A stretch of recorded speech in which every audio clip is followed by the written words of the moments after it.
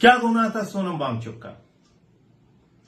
पिछले कई सालों से आमरण अनशन कर रहे थे, पदयात्रा कर रहे थे, बार बार ये कह रहे थे कि 6th शेड्यूल लद्दाख में लागू करो।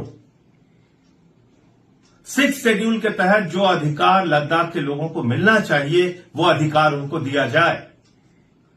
और ये ऐसी कोई नाजायज मांग नहीं थी, ऐसी कोई गलत मांग नहीं थी, जो अहिंसक तरीके से वो बार बार सरकार के साथ विनती और प्रार्थना के साथ कर रहे थे, लंबी लंबी पदयात्राएं करके कर रहे थे।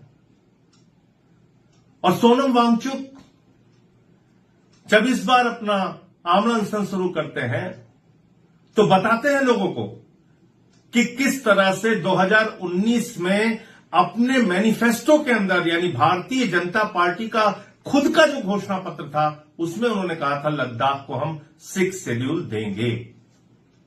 6th शेड्यूल के अंदर मिलने वाले सारे अधिकार लद्दाख को दिए जाएंगे। ये किसी और का नहीं, भारतीय जनता पार्टी के घोषणा पत्र में कही गई बात है, जिसको आप चेक कर सकते हैं। बावजूद इसके आमरण अनशन के दौरान जब वहां लोगों का गुस्सा फूटा, लोगों के सब्र का बांध टूटा, तो वहां गोलियां चलाई गई, आंसू गैस के गोले छोड़े गए, लाठियां बरसाई गई, मुकदमे लिखे गए और यहां तक कि एक कारगिल के योद्धा को गोलियों से भून दिया गया।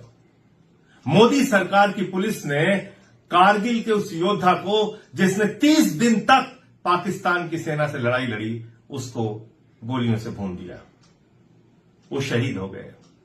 उनके पिता भी सेना में थे, उनका बेटा भी आर्मी स्कूल में पढ़ता है। ऐसे लद्दाख के लोगों के अधिकारों को कुचल के आप क्या संदेश देना चाहते हैं मोदी जी? लद्दाख चीन की सीमा से लगा हुआ राज्य है। लद्दाख, कारगिल, लेह का जो इलाका है वो चीन की सीमा से लगा हुआ भारत का क्षेत्र है। और आप वहां के लोगों को खुद अपनी कार्रवाइयों से सरकार के खिलाफ खड़ा कर रहे हैं, अपने खिलाफ खड़ा कर रहे हैं।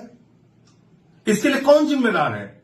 सिर्फ और सिर्फ रावण के रास्ते पर चलने वाली मोदी की सरकार, कोई और नहीं।